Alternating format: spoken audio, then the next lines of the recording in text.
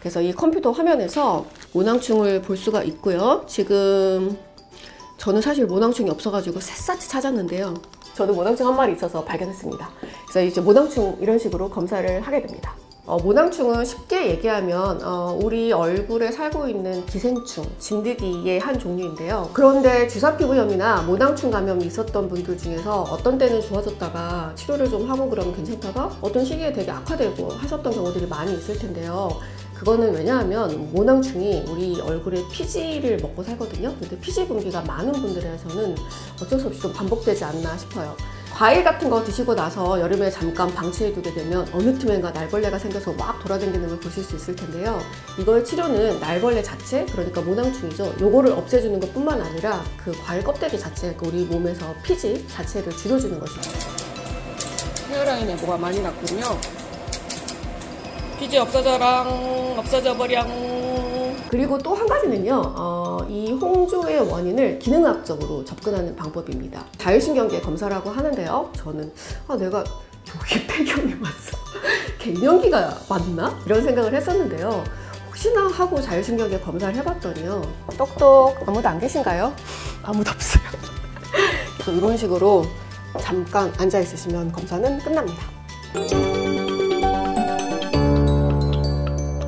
안녕하세요. 베리엘TV의 정윤희 원장입니다. 오늘은 드디어 안면 홍조에 대해서 말씀드릴 건데 그 진단과 치료에 대해서 낱낱이 파헤쳐 드리겠습니다. 일단 안면 홍조의 원인은 아주 다양한데요. 먹고 있는 약 때문에 그럴 수도 있고요. 그리고 여드름으로 인한 붉은기가 안면 홍조로 생각되기도 하고, 그리고 감정적인 홍조도 생길 수가 있고, 그리고 만성질환이나 류마티스 질환, 그리고 가장 흔한 거는 주사피부염, 지루피부염 이런 것들이 아닐까 합니다. 그런데 이제 그 중에서 우리가 모든 치료의 기본은 진단을 제대로 하는 것이잖아요. 그래서 오늘은 그 진단부터 치료까지 알려드릴게요. 저희가 여러 가지 진단법에 대해서 오늘 설명을 좀 드릴 건데요. 일단 그 중에서 가장 먼저 해야 되는 검사는 진단기를 통한 검사가 아닐까 하는데요. 제가 예전에 찍었던 사진이 있어서 제 거 사진을 좀 보면서 진단을 어떤 식으로 하는 건지 짐작해 보실 수 있도록 해보겠습니다. 자, 오늘도 제가 셀프 진단기 해볼게요. 요 진단기 켜져 있는데요. 여기에 들어가서 요 커튼 뒤집어 쓰고 이렇게 사진 찍고 나오면 피부 진단 제가 해드리도록 하겠습니다. 방금 사진을 찍었었죠. 저 이렇게 안마 커튼을 두고 있는 그 마켓 통에 들어가서 이렇게 머리를 넣고 이렇게 양쪽으로 다 사진을 찍었어요. 그러고 나면은 작년에 레이저 받으면서 했던 사진인데 여기 전후가 이런 식으로 대조가 되잖아요. 제가 아마 이때 비염 걸렸었나 봐요. 그래서 코 부분이 아주 빨갛고요. 그리고 이 사진에서 볼 수 있는 게 여러 가지가 있는데요. UV 사진을 통해서 보게 되면 저는 피지가 많이 없는데 여기 사진 보이실까요? 이날 코 풀고 트러블 나고 그러면서 이쪽 부분에 핑크색으로 좀 더 많아 보이죠? 그리고 이제 기미 같은 것도 없어졌고, 이 사진을 찍어서 피지가 실제로 어느 부분에 좀 더 많은지, 그리고 이렇게 혈관 모드를 통해서 혈관 늘어난 정도는 얼만큼인지, 이게 경우에 따라서 어떤 식으로 보이는지 사진을 찍어서 이분이 피부가 어떤지 좀 더 객관적인 데이터를 확보하게 됩니다. 설명드린 대로 여드름이 원인이었다. 그러니까 사진을 찍어보고 기타 히스토리를 맞춰봤을 때 여드름이 원인이었다 하는 경우에 당연히 여드름 치료를 먼저 하셔야 되고요. 그리고 지루피부염이 원인이다. 이럴 때는 당연히 지루피부염 치료를 해야 되는 거고요. 내가 먹고 있던 복용량 때문인데 그 약과 그 약을 먹었을 때 득과 실을 따져서 이거를 계속 유지할 건지 아니면 바꿀 건지 끊을 건지 이런 부분들도 생각을 해보셔야 되겠죠. 그런데 이제 여러 가지 원인 중에서 모낭충이 의심이 된다 하는 경우에는 바로 모낭충 검사를 해보셔야 합니다. 제가 작년인지 재작년인지 찍었던 영상에서 모낭충 검사해서 치료 수란트를 바르는 방법에 대해서 설명을 좀 드렸었는데요. 오늘은 직접 보여드리도록 할게요. 근데 모낭충은 피지를 먹고 살잖아요. 그래서 우리가 피지가 많이 있는 부분들, 아까 저 같으면 코 주변, 이마, 눈썹 이런 부분을 이렇게 우리가 긁어서 스크래퍼나 아니면 코메도 같은 거 이렇게 긁어냅니다. 피지를. 요거를 잘 모아요. 그래서 슬라이드를 만들어 가지고 현미경을 통해서 모낭충을 직접 관찰을 합니다. 이렇게 슬라이드에 제 거 피지를, 여러분의 피지를 모읍니다. 이런 식으로. 그럼 여기 지금 피지가 보이실 거예요. 요거를 만들어 가지고요, 이 현미경으로 보게 되는데요. 예전에 있는 현미경들은 제가 모낭충 있어도 보여드리기가 되게 어려웠어요. 근데 요즘에는 이런 식으로 이렇게 연결을 할 수가 있습니다. 세상이 좋아졌어요. 그래서 이 컴퓨터 화면에서 모낭충을 볼 수가 있고요. 지금 저는 사실 모낭충이 없어가지고 샅샅이 찾았는데요. 저도 모낭충 한 마리 있어서 발견했습니다. 그래서 이제 모낭충 이런 식으로 검사를 하게 됩니다. 지금 모낭충 검사하는 시간은요, 제가 현미경으로 찾는 거 한 한 2, 3분 걸리고, 뭐 긁어내는 거는 한 1분 이 정도 걸리기 때문에 뭐 아픈 검사 아니고요. 그냥 보기만 하면 되는 거예요. 그래서 이제 모낭충 검사했습니다. 그리고 이제 방금 보신 것처럼 모낭충이 정말 있었고 정말 많이 보여서 이분은 모낭충 치료를 하지 않고는 이 붉은기가 치료가 안 되겠다 하는 경우에는 모낭충 치료를 하셔야 합니다. 모낭충은 쉽게 얘기하면 우리 얼굴에 살고 있는 기생충, 진드기의 한 종류인데요. 우리 요즘에는 흔치 않지만 예전에는 저희 어릴 적에는 학교에서 기생충 약을 나눠주기도 했었거든요. 바로 그 기생충 약이 아이버맥틴이라는 성분이에요.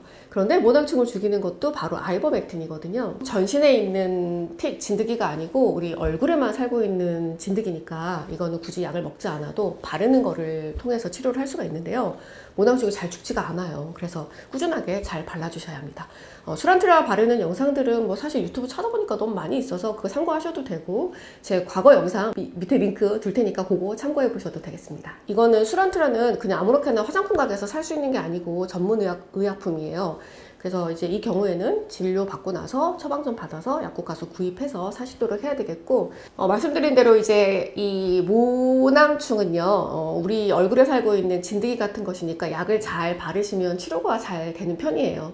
그리고 이제 그거 말고도 염증이 동반되어 있는 경우에는 바르는 항생제 연고, 주로 저는 주사피부염일 때 로색스겔 많이 쓰는데요.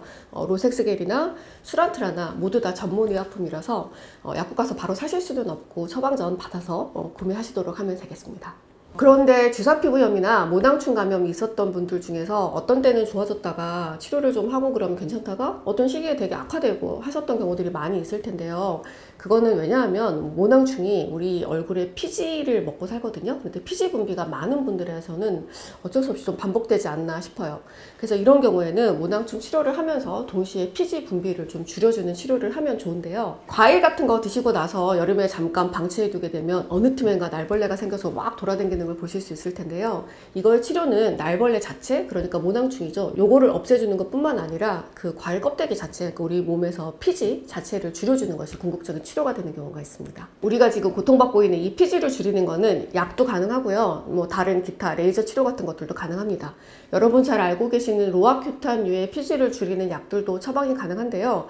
로아큐탄은 저는 개인적으로는 많이 선호하지를 않는데, 이 약은 간독성도 있고 실제로 복용하다 보면 치료 용량하고 부작용 용량이 되게 비슷한 경우가 있어요. 그래서 이 정도는 먹어야 치료가 되는데 그 치료 용량에 도달하기 전에는 온몸이 갈라지고 입술에 피가 나고 뭐 너무 가렵고 이런 경우들도 계시고, 드물지만 성장기 아이들에서, 그러니까 키가 좀 덜 컸다는 논문들도 있고, 드물지만 피지 조절제 먹고 나서 머리가 빠졌다는 분들도 계시거든요. 그래서 저는 개인적으로는 피지 조절제는 많이 처방하지는 않은 편이고요. 꼭 필요한 경우에만 드리고 있습니다. 그래서 저는 개인적으로는 레이저를 선호하는데, 제가 사용하고 있는 레이저는요, 닉네임이 PEG 레이저라고 하는데요. 정확한 이름은 네오빔이에요. 요거는 피지선을 타겟팅하는 특별한 파장대를 쏴줌으로 인해서 피부를, 피지선을 조금 진정시켜서 좀 캄다운 시켜주는 그런 효과가 있다고 하겠습니다. 이렇게 헤어라인을 따라서도 꼼꼼히 해줍니다. 헤어라인에 뭐가 많이 났군요. 목에도 할 수 있어요. 목에요. 이제 다른 모드로 하고 있어요. 이렇게 또 전체적으로 얼굴 지져줄 거예요. 피지 없어져랑, 없어져버량.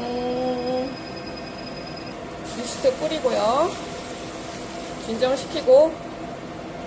그리고 또 한 가지는요, 이 홍조의 원인을 기능학적으로 접근하는 방법입니다. 자율신경계 검사라고 하는데요. 특히 이제 이 검사는 어떤 분들한테 좋으냐면요, 원장님 저는 별로 그렇게 창피하지 않는 상황에서도요, 너무 창피한 것처럼 얼굴이 너무 붉어져요. 아니면 운동을 한 지가 지금 2시간 지났는데 얼굴이 지금 계속 빨개요. 이런 분들 계시거든요. 특히나 이제 이런 분들 경우에서 교감신경이 과하게 활성화되어 있는 분들이 홍조가 동반되어 있는 경우에는 다른 레이저 같은 거 소용없고 바로 이 부분을 치료를 해주시는 것이 좋거든요. 그래서 이제 이런 분들은 교감신경하고 부교감신경의 균형을 좀 맞추어 주시면 도움이 될 때가 있습니다.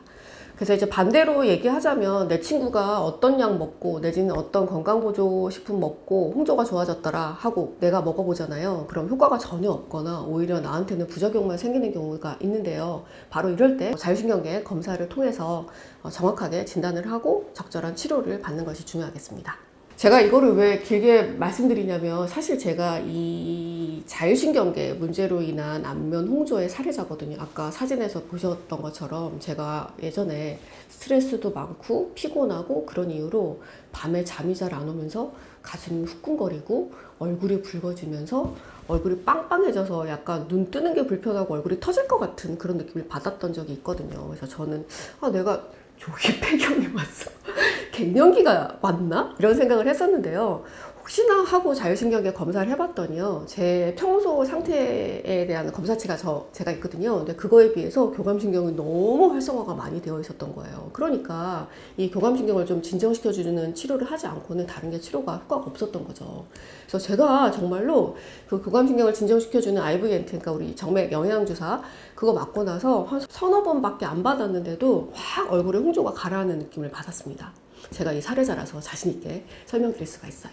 자, 이제 자율신경 검사를 하실 때는요, 저희가 자율신경계 검사하는 방이 따로 있습니다. 이런 식으로 자율신경계 뭐 배너가 붙어 있고, 여기 이렇게 문 열고 들어가시면, 왜냐하면 자율신경계 검사는 약간 이완된 상태에서 약간 스트레스가 없는 편안한 상태에서 조용한 장소에서 검사를 해야 되기 때문에 저희가 이렇게 따로 검사실을 마련해 놓고 있습니다. 똑똑, 아무도 안 계신가요?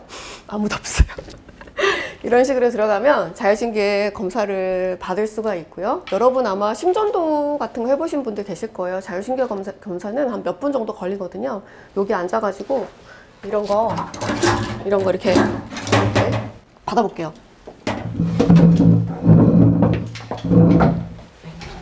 자, 이런 식으로 여러분 심전도 검사 받아보셨죠? 이거랑 제가 이렇게 발에도 보이시나요? 이렇게 했거든요.